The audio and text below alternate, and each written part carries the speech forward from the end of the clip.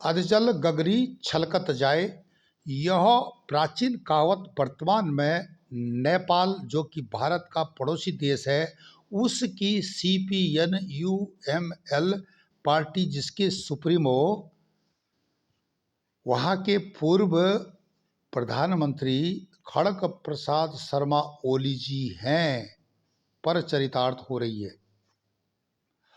अब यह किस प्रकार चरितार्थ हो रही है? क्योंकि केपी शर्मा ओली, जिनको कि चीन का समर्थक नेपाल में भी भारत में भी माना गया है,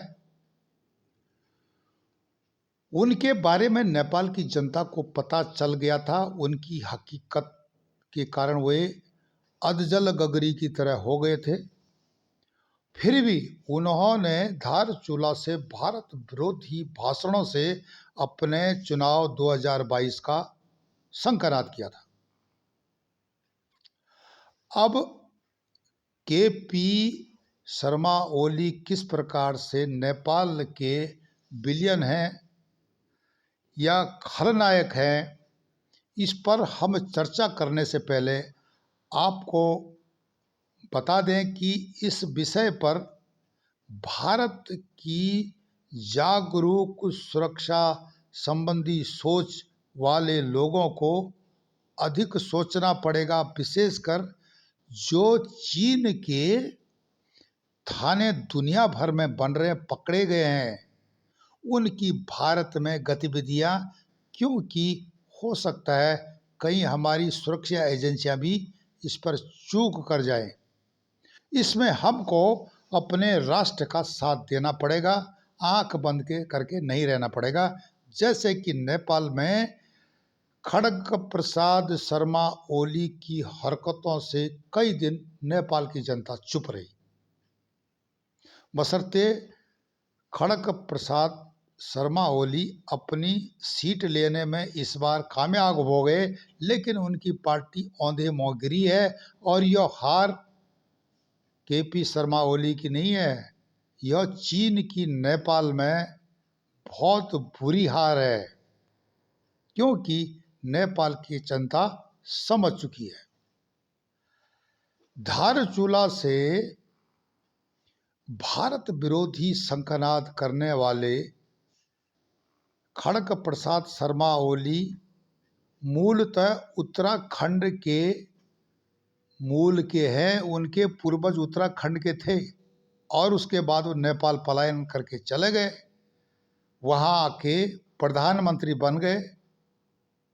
उनकी टकटकी भारत के विरोधी तत्वों के साथ हमेशा लगी रहती है, ताकि उनका इस्तेमाल करके वे भारत विरोध अधिक से अधिक दुनिया में फैला सके। यह उनकी अपनी सोच हो सकती है, लेकिन भारत के भाग्य विधाताओं को, विशेषकर नेताओं को, इस बारे में समझना पड़ेगा कि वे किस प्रकार के दिशा निर्देशन अपने सुरक्षा कर्मियों को या अपनी सुरक्षा एजेंसियों को देते हैं, ताकि इस प्रकार के जो तत्व हैं भारत में अराजकता न फैला सके। क्या होता है कि 2015 के बाद यह दूसरा चुनाव हम बता सकते हैं। बीच में 2019 में एफएटीएफ के तहत, प्रणाली के तहत नेपाल में चुनाव हुए थे। 165 जो सीटों में से 80 सीटें खड़ग प्रसाद ओली साहब जीतने में सफल हो गए थे।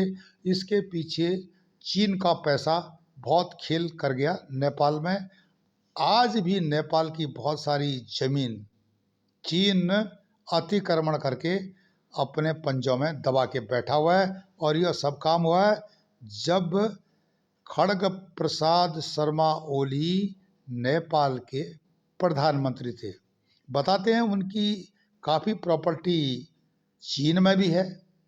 उनके मधुर संबंध चीन के सुप्रीमो शी जिनपिंग साहब से रहे हैं, और इसके बदले शी जिनपिंग साहब ने उनके लिए अपनी एक युवा राजदूत हाओ यांकी को भेजा, जिनकी उम्र 38 साल के लगभग है। उससे पहले हाओ यांकी पाकिस्तान में सी पैक के विषय को सेट करने के लिए शी जिनपिंग ने भेजी थी। वही कई चीन के पक्ष में वहाँ काम करके आएंगे, बशर्ते कि आज वह चीन के लिए गले की हड्डी बन गया हो, बात अलग है।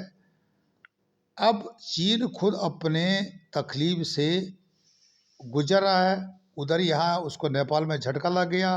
हाओ यांकी जो कि काफ़ी बदनाम हुई नेपाल में, खड़ग प्रसाद शर्मा ओली के विषय को लेकर के साथ काफ़ी बदनामी झेलनी पड़ी। और सच्चाई सच्चाई होती है। नेपाल की जनता समझ गई कि यह माया जाल फैलाने के लिए हाओ यांकी नेपाल में घूम रही है, जिसके चलते कि हमारी आंतरिक सुरक्षा, सार्वभौम सत्ता खतरे में पड़ चुकी है।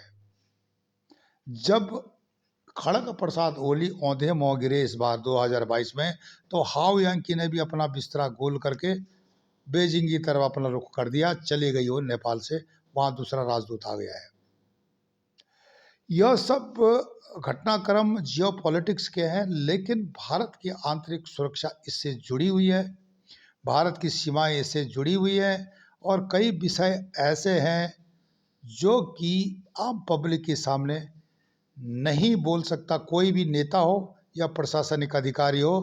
यह बात समझने वाली होती है कि किस प्रकार चीन की दूरगामी दृष्टि अतिक्रमण के लिए हमेशा काम करती रहती है।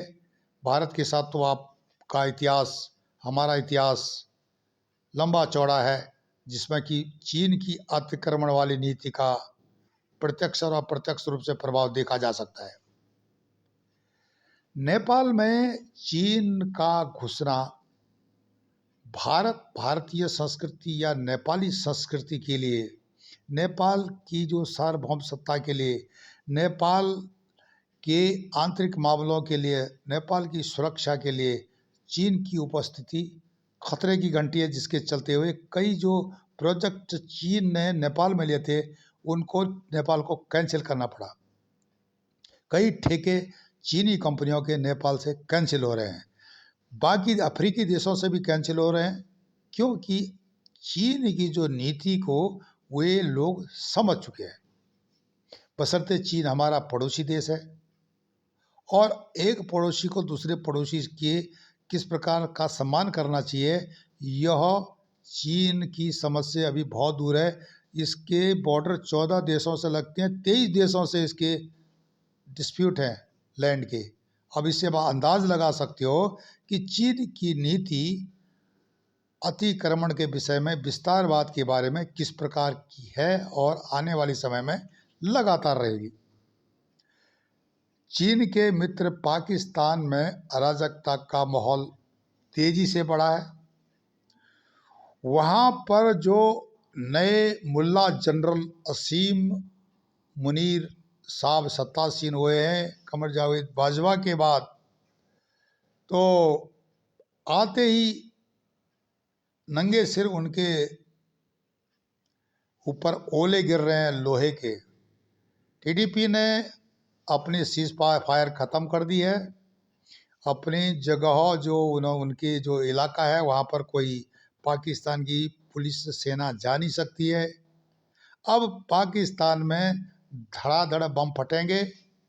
तहमतबाज जो कि भारत विरोधी नारों से हमेशा पाकिस्तान में हल्ला मचा कर रखते हैं, उनकी अब स्थिति डामाडोल होने वाली है। और हमारे पुराने स्वर्गीय सीडीएस बिपिन रावत जी यह बोल चुके थे, सीडीएस जनरल बिपिन रावत साहब ये बोल चुके थे कि हमें पाकिस्तान से लड़ने की ज़रूरत नहीं है। अगर यह सब चलता रहा पाकिस्तान में तो पाकिस्तान स्वतः ही ख़त्म हो जाएगा। सामने दिखाई दे रहा है कि वह बात अब सच हो रही है। पाकिस्तान का आंतरिक मामला है, लेकिन पाकिस्तान की जो बदनाम एजेंसी आईएसआई है उसकी हरकतें भारत में बढ़ी हैं। विशेषकर मध्य हिमालयी राज्य उत्तराखंड में हरिद्वार हो या हल्द्वानी हो टनकपुर हो, ऋषिकेश हो, अपराधी, भ्रष्टाचारी, ये सब जो मुद्दे उत्तराखंड की विधानसभा के 5वें सत्र में उठ रहे थे, इसके पीछे का राज मैं अगले वीडियो में बताऊंगा कि इसके पीछे चीन और पाकिस्तान स्थित आईएसआई का किस प्रकार से हाथ है, किस प्रकार से इनकी पकड़ पुलिस और प्रशासन तक धीरे धीरे बढ़ रही है। आप हमारे चैनल ई गैरसैंण को लाइक करें, सब्सक्राइब करें, कमेंट्स करें और शेयर करें। तब तक के लिए नमस्कार, धन्यवाद।